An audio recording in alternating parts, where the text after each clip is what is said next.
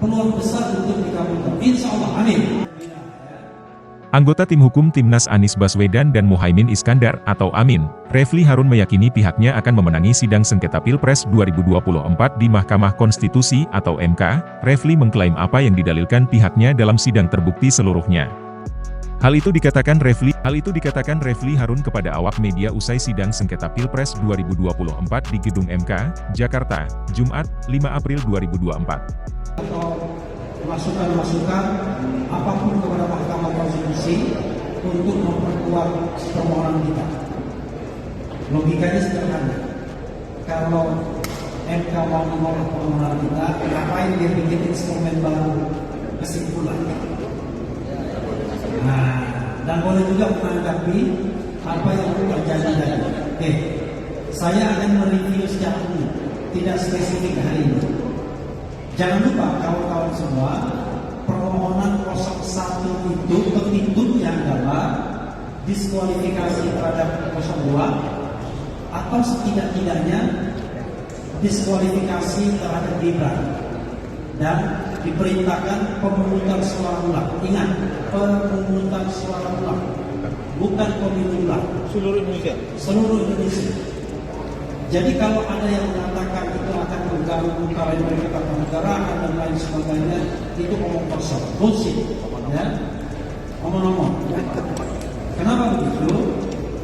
Ingat nggak, waktu saya mengajukan judicial review terhadap unregistered voters bisa memilih itu pada tanggal 6 Juni 2009 dan kemudian pilpresnya 8 Juni 2009, bayangkan. Itu putaran pertama, memang tidak terjadi putaran kedua, tapi intinya adalah ini baru bulan April, jadi masih jauh ke Oktober kalau kita bicara akan terjadi persoalan hukum. Nah, untuk mendukung dan petitum tersebut atau permohonan tersebut, kami memulai dengan satu pendekatan yang barangkali tidak lazim bagi permohonan sebelumnya, yaitu kami hanya menekankan dan hanya mengutamakan aspek kualitatif saja. Kami tidak menghitung angka-angka, karena kami katakan angka itu didapat dari kecurangan.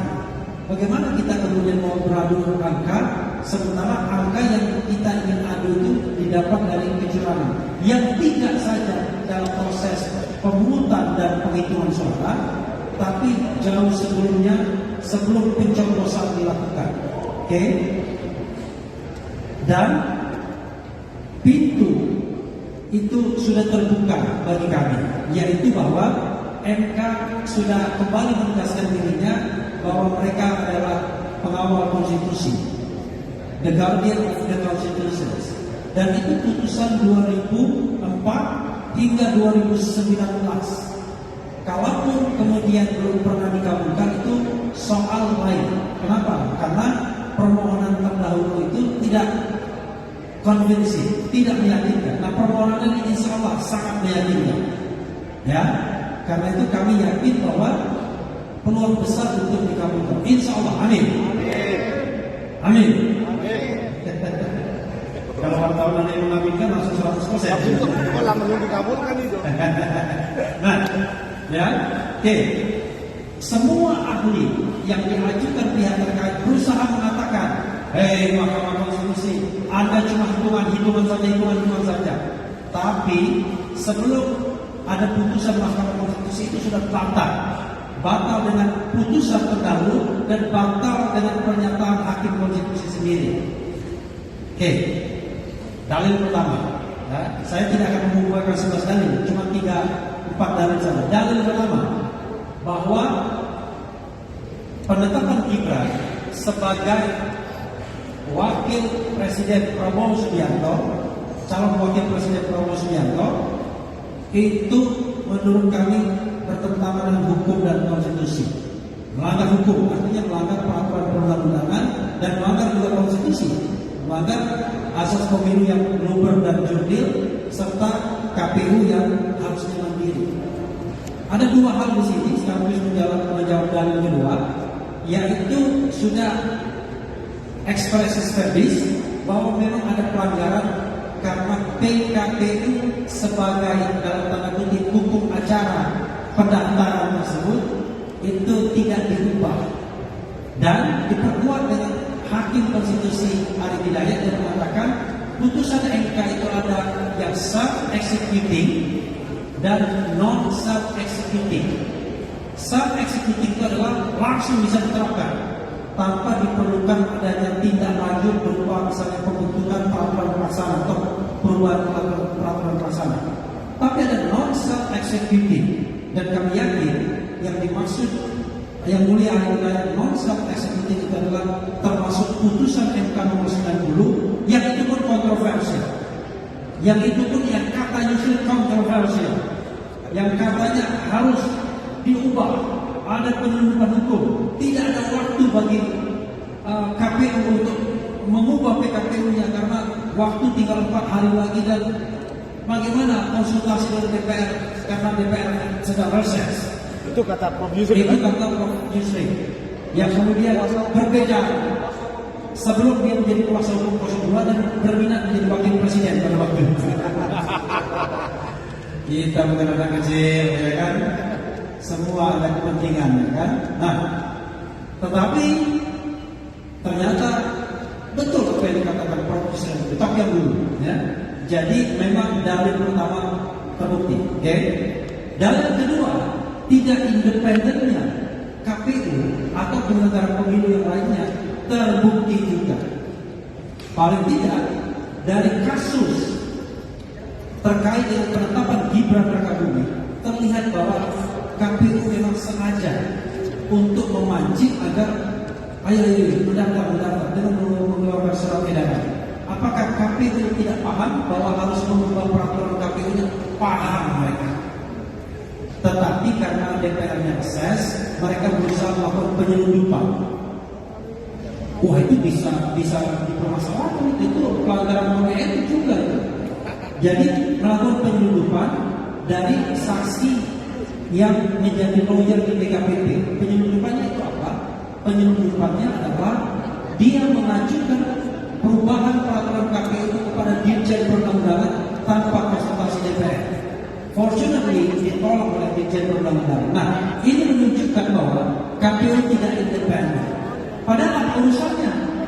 Dia kan bisa mengatakan, oke, ada putusan 90, tetapi karena tidak ada waktu untuk mengubah PKPU, maka putusan tersebut belum bisa kami laksanakan. Karena kalaupun kami laksanakan akan cacat prosedural seperti yang dikatakan Yusri sama Hendra, akan dipersoalkan orang dan terbukti, ya kan? Akan dipersoalkan orang. Implikasinya ada persoalan-persoalan seperti ini dan itu bisa inkonstitusional. Maka dalil kami, ya setidaknya ada penyelenggara pemilu yang tidak independen from the beginning itu sudah terbukti juga. Bagaimana dengan Bawaslu? Sama saja. Terlihat betul bahwa Bawaslu itu tidak memproses hal-hal yang memang jelas-jelas merupakan pelanggaran. Seperti misalnya yang namanya mobilisasi aparat desa. Kemarin ada PJ Wali Kota Bekasi. Ternyata pernah juga diproses oleh Bawaslu, tapi tidak pernah dia menghukum bahwa PJ ini atau kegiatan itu menguntungkan atau dimaksudkan untuk menguntungkan paslon 02. Tidak pernah ada putusan yang begitu. Sepanjang satu tahun saya ada, nggak ada, ya. Jadi tidak ada putusan yang mengatakan bahwa itu menguntungkan paslon 02 dan melanggar undang-undang. Nah, ini menunjukkan bahwa ada ketidaknetralan. Bagaimana dengan DKPP? Ketidaknetralan DKPP yang juga terbukti adalah walaupun memang tidak dipersoalkan secara masif. Anda bayangkan, ada ketua KPU 5 kali melanggar, dihukum karena melakukan pelanggaran kode etik. 3 diantaranya berat, ya. 2 peringatan berat dan terakhir. 1 peringatan berat saja, tapi tidak ada terakhirnya. Yang terakhir yang Irman Gusman itu, Anda bayangkan, ini hakim konstitusi di sini ketua MK sekali melanggar langsung didemosi.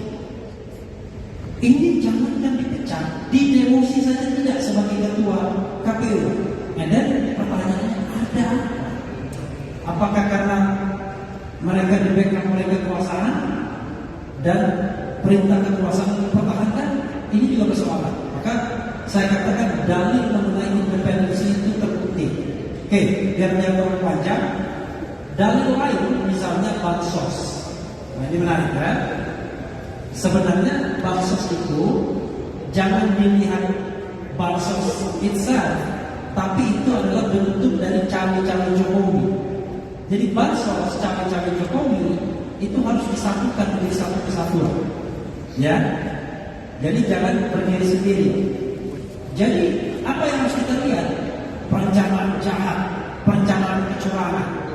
Itu yang harus kita lihat. Bukan berapa besar bansos yang digelontorkan, bukan apakah kemudian sudah disidangkan atau tidak, tetapi apakah ada perencanaan kejahatan pemilu untuk memenangkan paslon tertentu dalam tindakan-tindakan cawe-cawe Jokowi yang salah satu instrumen adalah penggelontoran bansos. Kalau kita jeli melihat apa yang disampaikan oleh para menteri dan juga dari sidang kemarin, maka ada beberapa hal yang paling telak misalnya. Yang paling telak itu adalah kenapa kemudian timingnya itu betul-betul sebelum pemilu. Sederhana, kenapa kemudian realisasi bansos itu meningkat tajam dari 5 triliunan, 5,88 triliun tahun sebelumnya menjadi 12 triliun lebih pada bulan Januari. Kan tidak masuk akal. Kalau kita bicara rapel 3 bulanan, maka jatuhnya pada bulan Maret. Kalau rapel 3 bulanan, kenapa jatuhnya pada bulan Februari?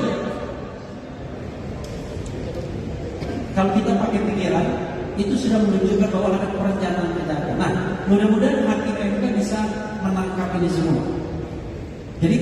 Jadi kawan-kawan semua, kami menganggap bahwa apa yang kami dalilkan tersebut terbukti semuanya.